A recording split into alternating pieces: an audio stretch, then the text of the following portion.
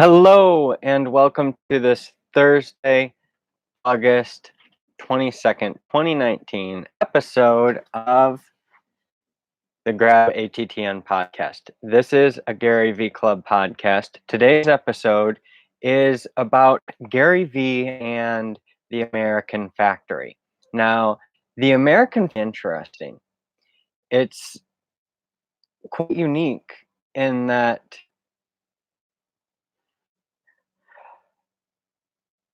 it is very inefficient, very entitled, um, but also full of good, hard work ethic.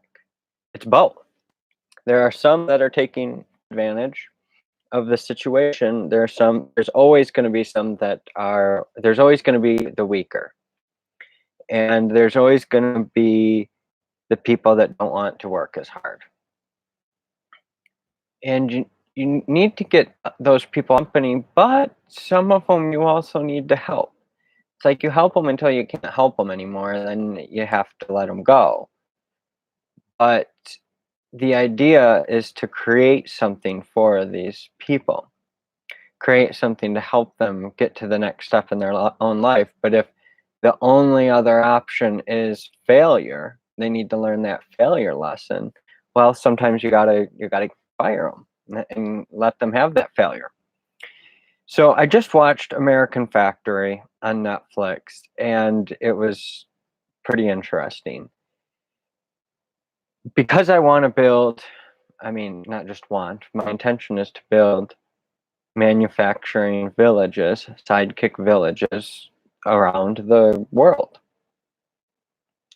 And these are villages for both today and the future. It's to help bring people together. It's to help create new supply chains. It's to help decentralize supply chains. And I look at the American Factory and how they struggle with efficiency. But even in China, we're at a transfer point.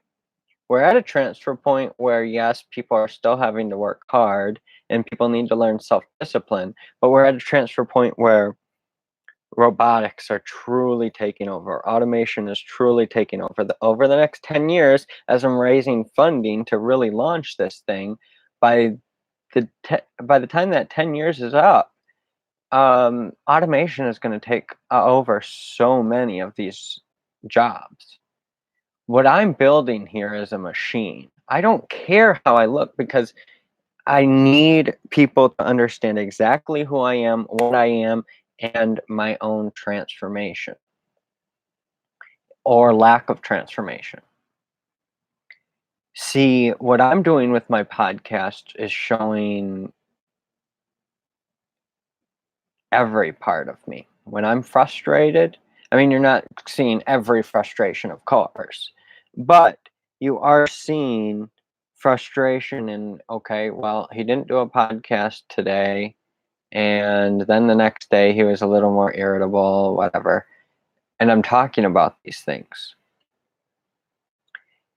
because this is my mission, this is my life purpose, and it's not just about me, but it's about helping other people to stay away from suicide and suicidal ideation. And it's like an addiction. It truly is. And I'm trying to break free of it more and more each day, and I'm becoming more and more successful as the trying becomes actually learning what it takes to do. I really hope I'm getting through to people on this podcast today, because the American Factory is unique. The American Factory today is the individual. I look at the people in the movie, and they're all on this journey at various stages in life. They used to make $29 an hour at the GM factory. Now they make, $14 an hour. Okay, well, my wife doesn't make $14 an hour, and she's, working arguably as hard, especially mentally, There's a mental aspect to things. There's a mental and a physical. Some people are more able to deal with people than others. Now, me in particular, after I worked for Metro PCS, it like really burned me on working with the public. And if I would have been taught the law of success, maybe I would have done better, because I was really good at handling them in the beginning. And then over time, I just cared less and less. And maybe you need a little bit of that. You need to have backbone, of course. But it's a combination of the two things. It's very interesting. In the movie, the Chinese were just like, yeah, these guys that want the union, they're going to be gone in 2 weeks. And they were fired. They just cut out the cancer. And it's like thinking about my neck. I'm like, just cut it out and keep going. But that's not going to solve the problem. Me, I genuinely want to solve the problem. And some of these people that got let go, I feel like, yeah, they're part of the problem, but they could be part of the solution as well. And there is a barrier. Language barriers can be a bad thing, but if we start breaking through, then it can be an extraordinary good thing. We're in this fight against China, and honestly, China is kicking our butts. They're kicking our butts because they're better than us in every way.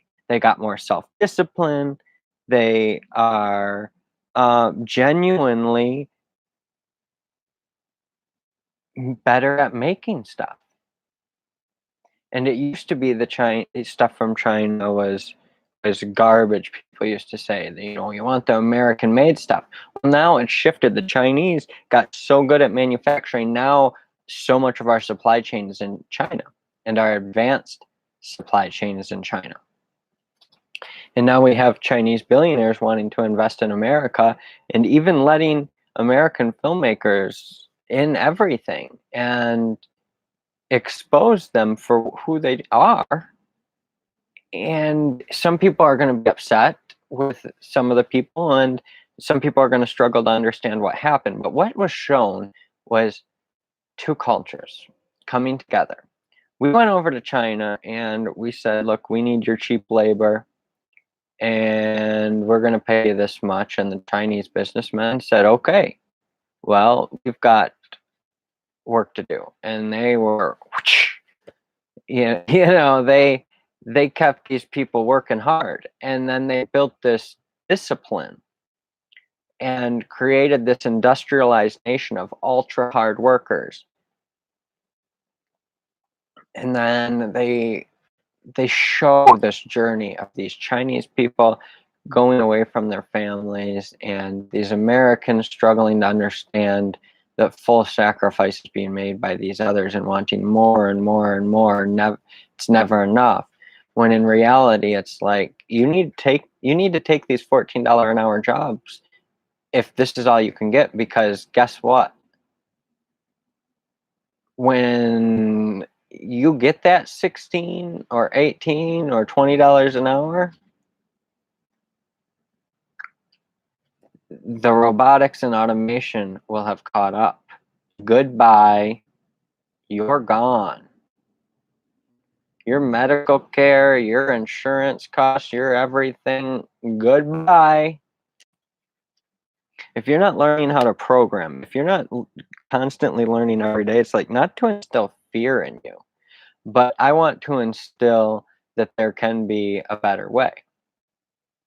It's like, I believe I finally cracked the code. And I think that today, my wife finally got it. And that's that we now have absolute freedom. We own our own home. We own our vehicles outright. And it's like we spend so much money on rent, even though we own a home, for property rent. But there are places that you do not need to spend these astronomical rates. We had to get ourselves back on our feet after some It's not that they were bad decisions, it's just that they were costly the decisions. That's the thing. But they're accelerating things forward. And it's like on my Facebook, I just have turned my personal Facebook into an archive because I'm going through some major transitions. And I'm going through some major transitions where in the past it would be like a suicide walk, whereas now it's like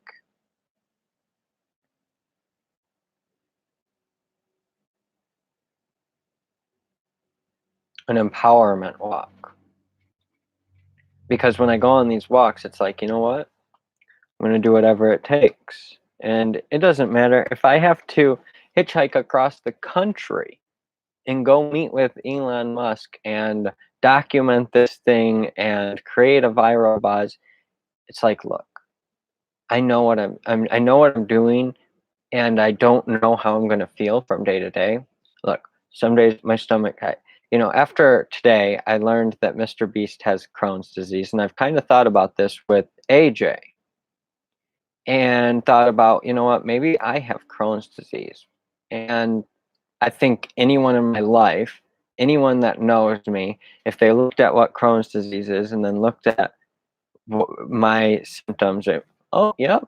And then if you look at the gut brain connection and the suicidal ideation, it's like, oh,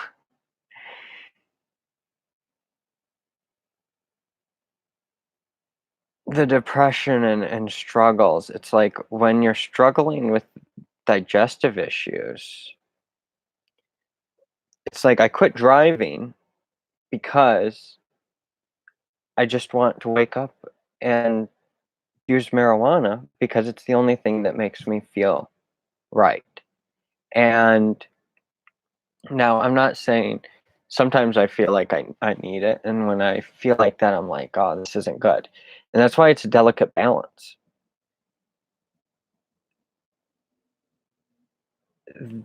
The truth of things is, I don't know that I'm not an addict. It's because I do need this medication.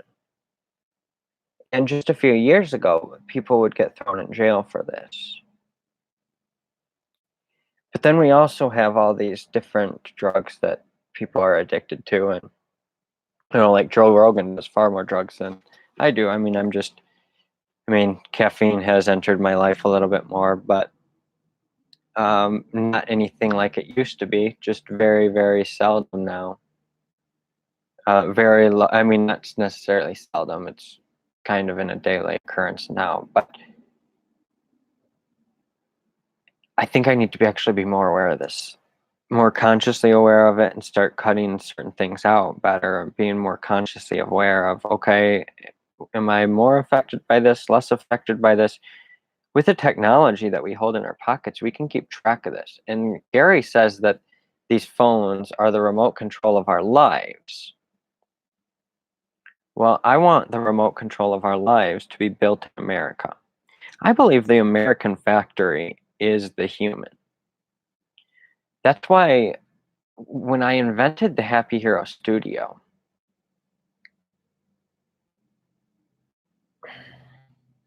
so I created Happy Hero Spaces because they're perfect size, perfect functionality, needs are met. And then I added the studio to add the aspect of being able to build, create.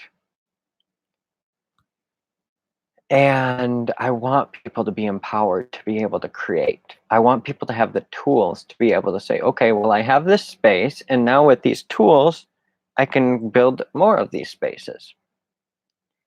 And the American factory can be anything. It's that that ingenuity.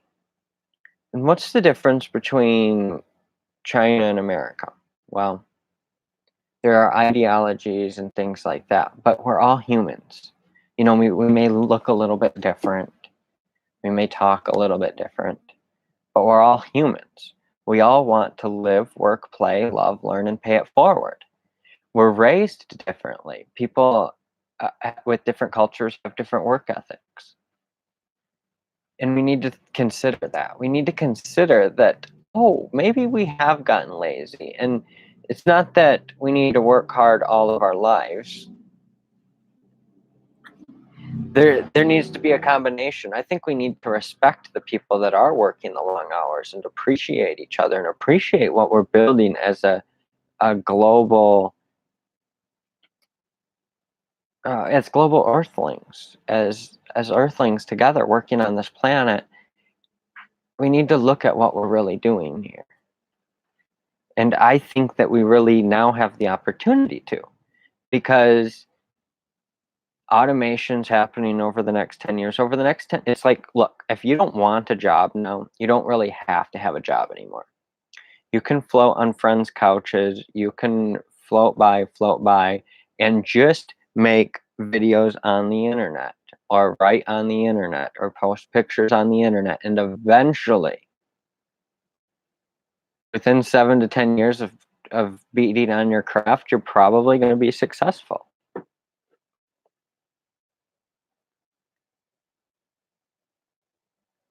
Sometimes it takes longer, sometimes it happens sooner. But once it happens, you don't quit working on your craft, you double down on your craft.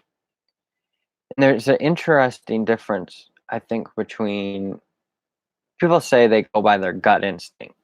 And I think that's interesting when people with gut problems uh, don't tend to be as outgoing and confident.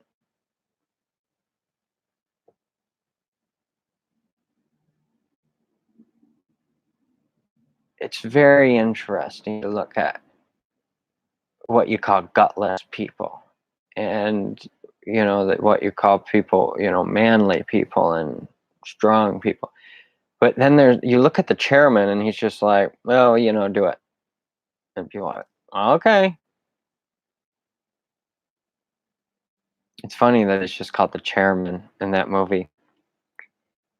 I mean, that's what everyone calls him. He's the chairman. I'm so finally in my zone. I told people I was going to make a documentary about suicide, and that's exactly what I'm doing. It's piece by piece. I'm putting it all out there. I'm putting the content out there, and there's, of course, behind the scenes footage. And my content's going to continue to get better and better. But it's to help people commit suicide of the wussy within, to live on purpose. It's about creating 21 habits in your life, to live, work, play, love, learn, and pay it forward. That's what it starts with. It ends with being all in your life and life's work. I believe that together we can really do something incredible. I created InspireLansing.com. It's just one of the websites. And HappyHeroStudio.com is another. And I've got a lot of others that I've created and had to take down and are reworking. And it's like over the coming weeks and months, and by the end of this year, you're going to understand, oh yeah, that's how he raised $100 million, or that's how he raised $1 billion through, including real estate syndication. I look at what's out there and it's like, yeah, I can definitely do this. I've been unstable, yes. I've had a lot of growing up to do and learning and developing. But very few people have went through what I've went through. Very few people have got the level of pain and suffering and frustration, especially between myself and my wife.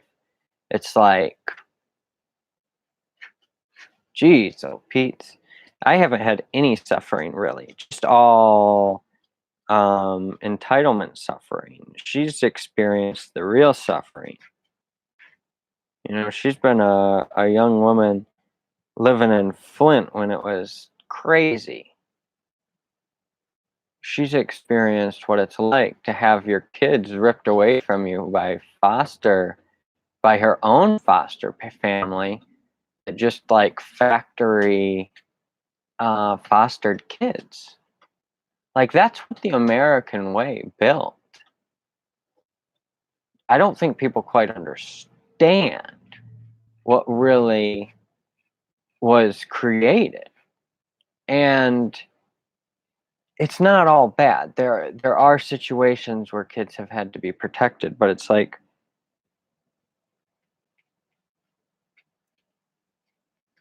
my wife's story is her own story. I shouldn't really be talking about that. That's her own to tell. But my point is that it's like I can't even, yeah, I can be a jerk, but I can't really give up. Not when she's the way she is. And I think we all need to be a part of this. I think we all need to be surrounded by this kind of environment of just never giving up. Y- This applied faith that it's going to work out. Whether you call it applied faith or applied luck, just depends on whether you're a theist or an atheist.